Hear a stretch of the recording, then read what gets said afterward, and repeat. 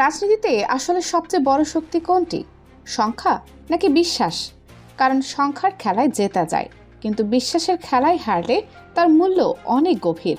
আর যখন সেই বিশ্বাস ভেঙে যায় নিজের ঘরের মানুষদের হাতেই, তখন রাজনীতি আর কৌশলের খেলা থাকে না। এটা পরিণত হয় এক নিঃশব্দ কিন্তু তীব্র সংঘাতে, যেখানে প্রতিটি পদক্ষেপে লুকিয়ে থাকে অবিশ্বাস, হিসাব আর অদৃশ্য আঘাত। আজ আমরা তুলে ধরছি বাংলাদেশের বর্তমান জোট রাজনীতির এমন এক ভেতরের চিত্র, যা বাইরে থেকে যতটা স্থির মনে হয়, ভেতরে ততটাই অস্থির।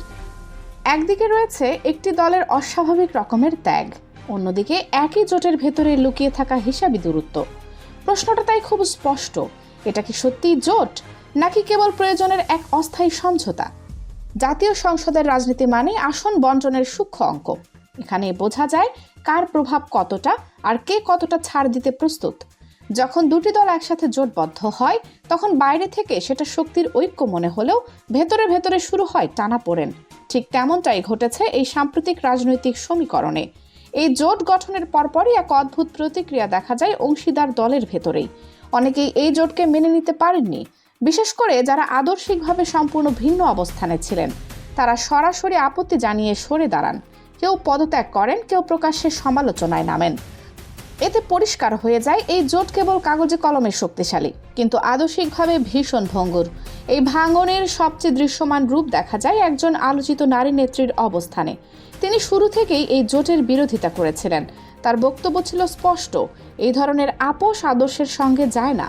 টকশো থেকে শুরু করে সামাজিক মাধ্যমে তিনি ধারাবাহিকভাবে এই জোটের সমালোচনা করেন। ফলে রাজনৈতিক অঙ্গনে তিনি পরিচিত হয়ে ওঠেন কঠোর বিরোধিতার প্রতীক হিসেবে।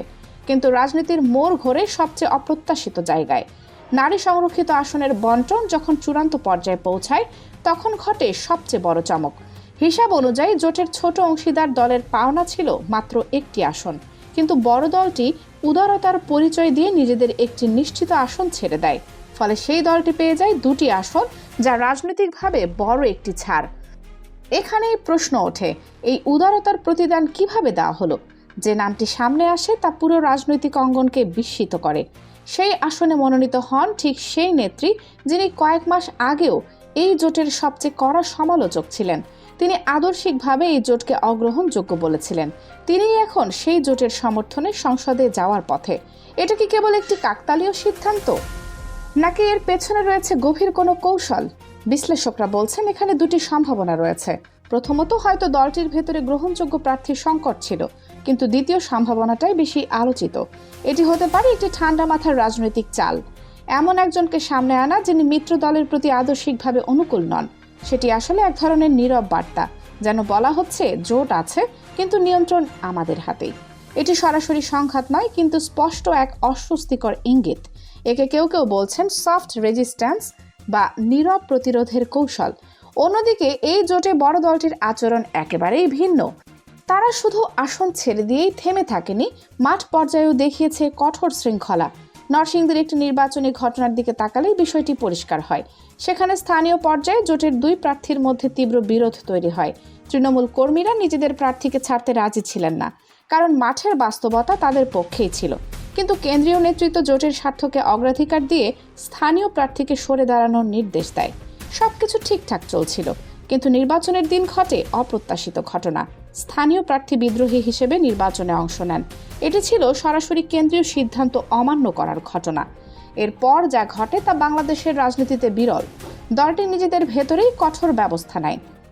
পুরো জেলা কমিটি ভেঙে দেওয়া হয়, বিদ্রোহী প্রার্থীকে বহিষ্কার করা হয়, এমনকি তার দীর্ঘদিনের অবদানও বিবেচনায় আনা হয়নি। এখানে একটি বিষয় স্পষ্ট, জোটের প্রতি আনুগত্য দেখাতে তারা নিজেদের ঘর পরিষ্কার করতেও পিছপা হয়নি। এখন এই দুটি চিত্র পাশাপাশি রাখুন। একদিকে নিঃশর্ত ত্যাগ, অন্যদিকে কৌশলী সিদ্ধান্ত। একদিকে শৃঙ্খলা, অন্যদিকে হিসাবি দূরত্ব। প্রশ্নটা তাই আবার সামনে আসে, এই জোট কতটা টেকসই? রাজনীতিতে উদারতা অবশ্যই ইতিবাচক, কিন্তু উদারতা আর সরলতার মধ্যে পার্থক্য আছে। যখন একটি পক্ষ বারবার ছাড় দেয় আর অন্য পক্ষ কৌশলগত সুবিধা নেয়, তখন সেই সম্পর্ক ভারসাম্য হারায়। এখানেই তৈরি হয় ডাবল স্ট্যান্ডার্ডের অভিযোগ। তৃণমূল কর্মীরা বিষয়গুলো খুব কাছ থেকে দেখেন। তারা বোঝেন কে কতটা ছাড় দিচ্ছে আর কে কতটা নিচ্ছে। এই উপলব্ধি ধীরে ধীরে ক্ষোভে রূপ নিতে পারে। রাজনীতির ইতিহাস বলছে যে জোটের ভিত্তি কেবল স্বার্থের উপর দাঁড়ায়, সেটি দীর্ঘস্থায়ী হয় না, কারণ স্বার্থ বদলালে সম্পর্কও বদলে যায়। অতীতে আমরা দেখেছি আদর্শিক দূরত্ব থাকা সত্ত্বেও কিছু জোট টিকে ছিল, কারণ সেখানে ছিল আবেগ, ত্যাগ আর পারস্পরিক আস্থা। কিন্তু বর্তমান সমীকরণটি অনেকটাই ভিন্ন।